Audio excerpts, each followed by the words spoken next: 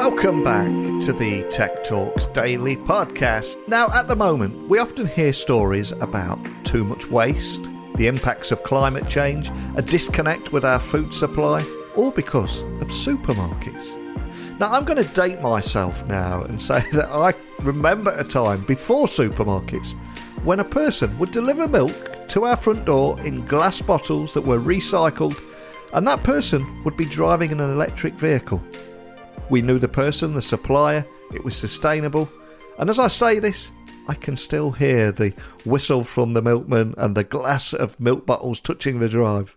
And yes, I'm guilty of looking back at the past through rose-tinted glasses of nostalgia, possibly, but I cannot help but think that we lost our way, and supermarkets actually ushered in a world of convenience, but also a throwaway society. But what if technology, data, artificial intelligence could help pave the way for a modern milkman, something that had the best of the past and the present to offer a more sustainable solution?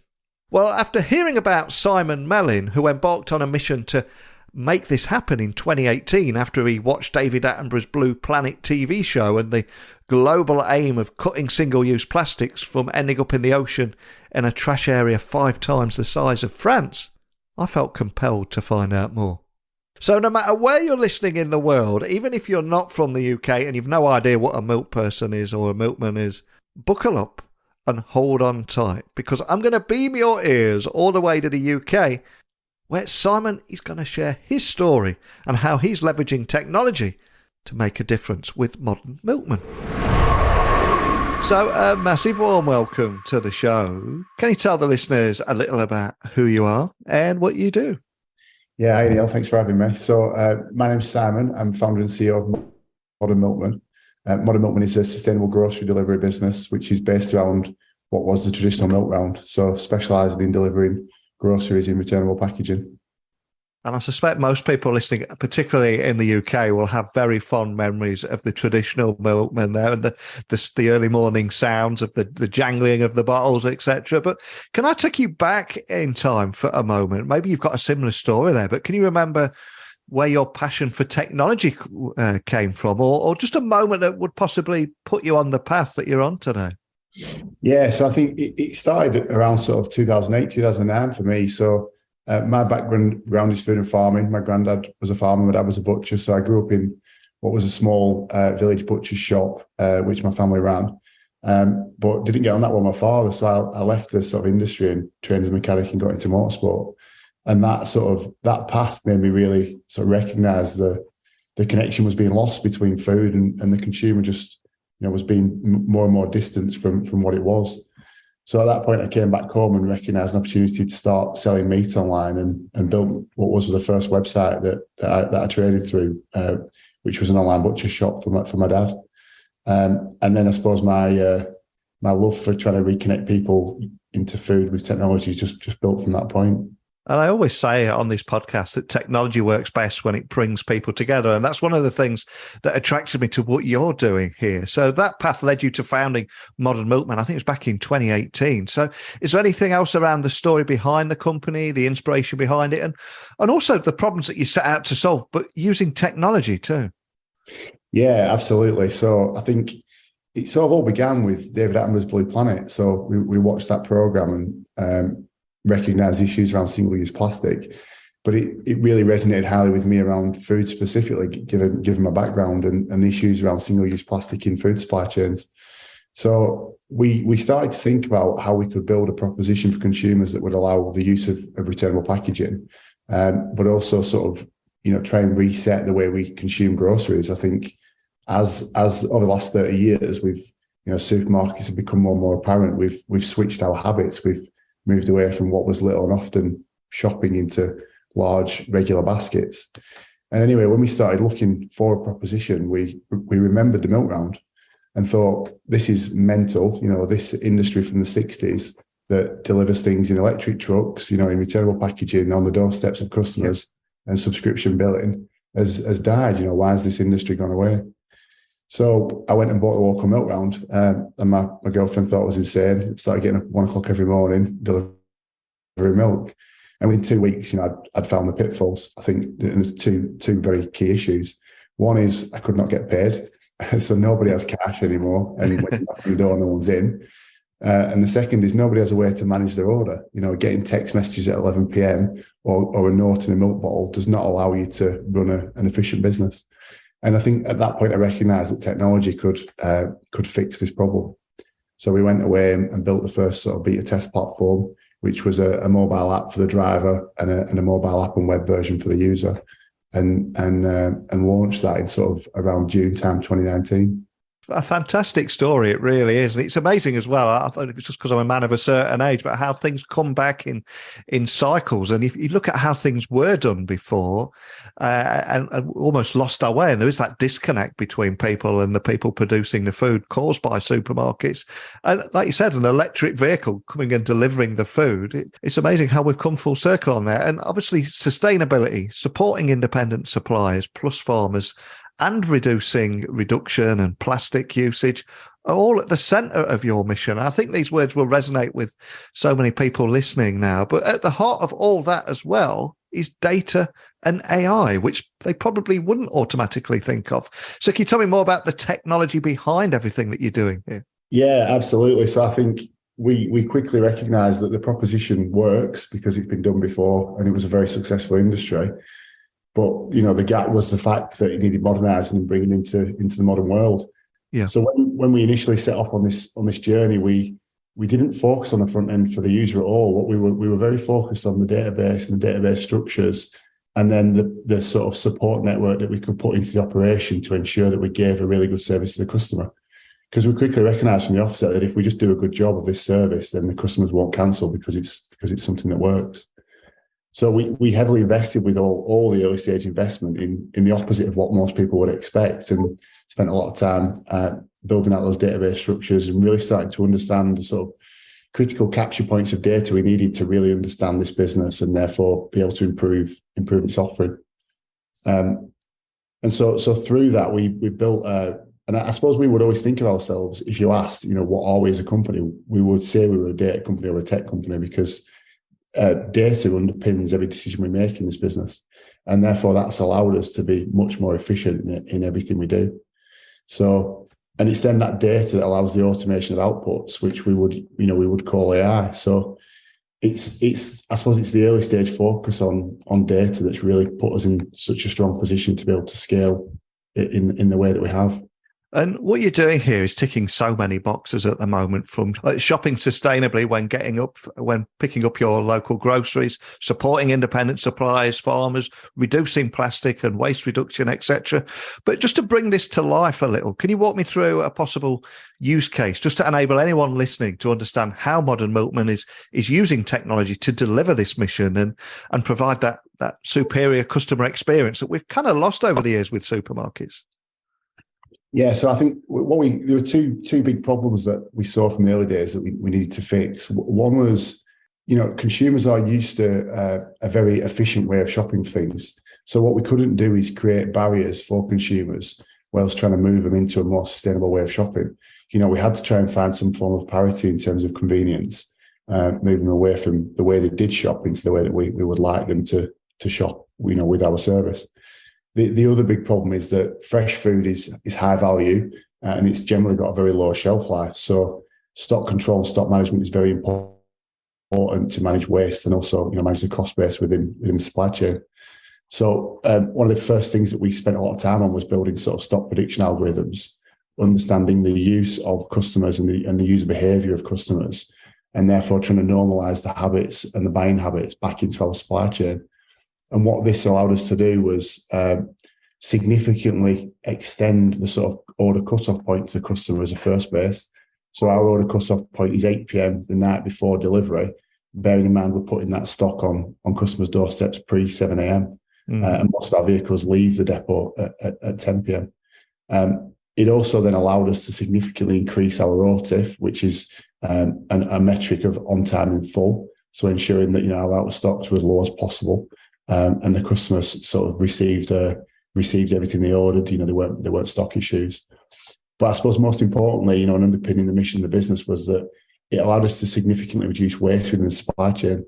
So, and that's not just in our depots and within our control, but that's also our ability to forecast quite accurately backwards into our supply chain and help our producers and farmers to really understand the demand planning of what our business could do. So wrapped up in a nutshell, it's that data that's really allowed us to drive down waste whilst also driving up availability to the user. And how far is your coverage at the moment? Who are you serving then? Yeah, so we can serve 1 in 3 households now within the UK. So, we are getting to a point where we're probably about 60% of the way there in terms of depots and infrastructure to be able to serve the whole of the UK. Awesome. And can you expand on how the self-serve platform for stakeholders works as well? Because that's quite interesting, isn't it? Yeah, so this was something we spoke about a lot internally. We really tried to think about the customer and, because, no one's perfect and no business is perfect. And, we obviously have issues as others do. But we wanted to try and create the most frictionless opportunity to put things right for our customers. And one thing that we thought about was that our service is very good from a convenient perspective, but it becomes inconvenient very quickly when we don't deliver as the customer expects. And generally, there's a lot of time pressures in the morning for someone. So you're either rushing out to go to work, you're taking your kids to school, and milk is quite a high-use thing. You need it for cereal, you need it for coffee, and all these other things.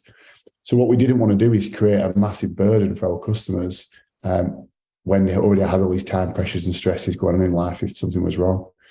So what we quickly recognised is that if we could create a self-serve functionality where somebody could just drop into the app or the website, raise an issue or a complaint and be able to automate a response to that very quickly, it sort of saved a lot of time for the user, but then also saved a lot of time for us internally. What that then allowed us to do is reposition our customer service team to be able to proactively look at improving user experience rather than, reactively fixing issues and having customers sat in queues waiting to be sort of spoken to. A quick shout out to today's sponsor, Nextiva. If you find yourself switching between a bunch of different apps just to talk to your customers and your team, you need Nextiva, because Nextiva helps you calm the madness of customer and team conversations by giving you just one place to call, text, chat, email and video meet. And the real special thing here is that you'll see the entire conversation history in a single thread. So now, when a customer contacts you, you'll see their entire story, so you can say the right thing right now. So get one app to manage all of your customer and team conversations by getting Nextiva. And you can do that by visiting nextiva.com/techtalkdaily.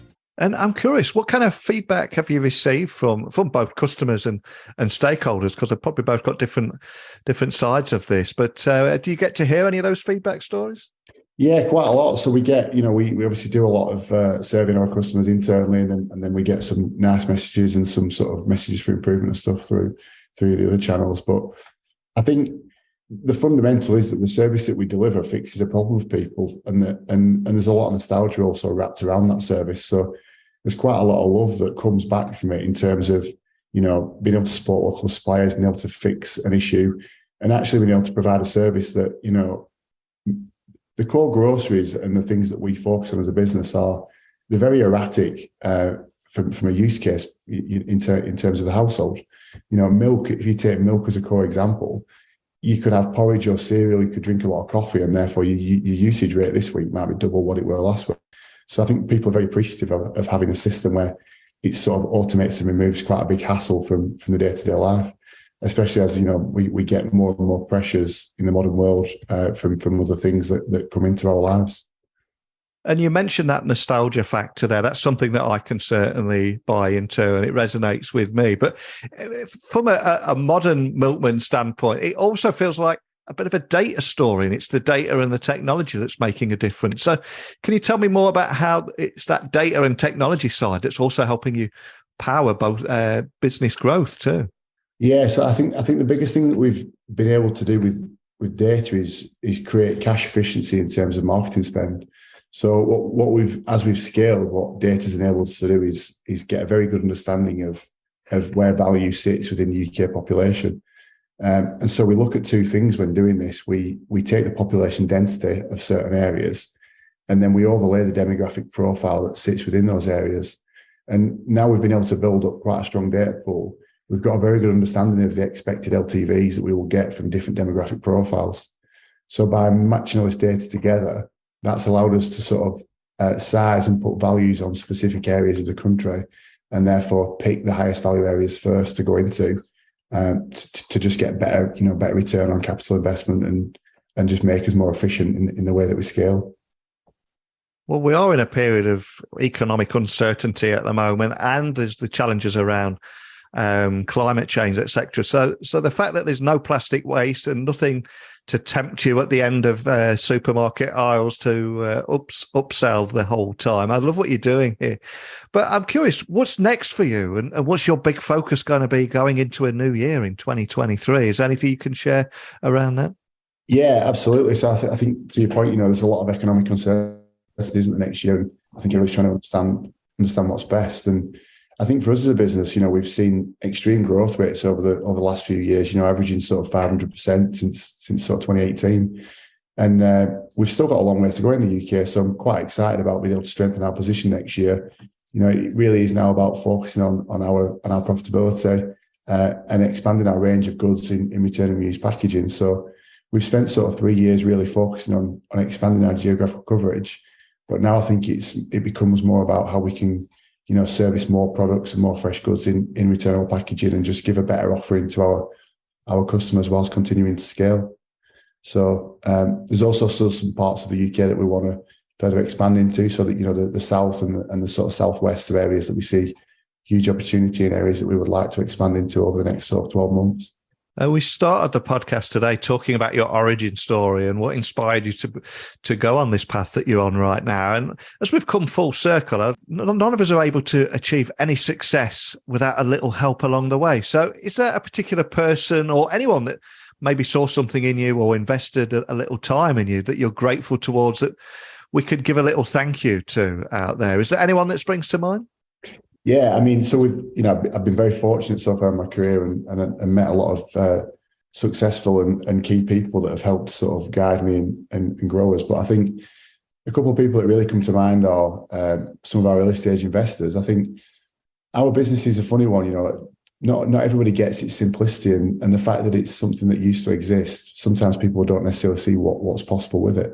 Yeah. And so specifically, our chairman in early stage sort of investor, Sam Murphy, was someone that from a very early stage saw the opportunity of our business and invested his time and money into us to help us scale it and get it up and running. And then our Series A investor, Toma from ETF Partners, he was another one where we didn't have much luck in honesty in our early days of fundraising. And at Series A, he was one of the few people that really saw what was possible and backed us and believed in us. So I think, without those guys and a few others sat around them, what we've achieved would not be possible.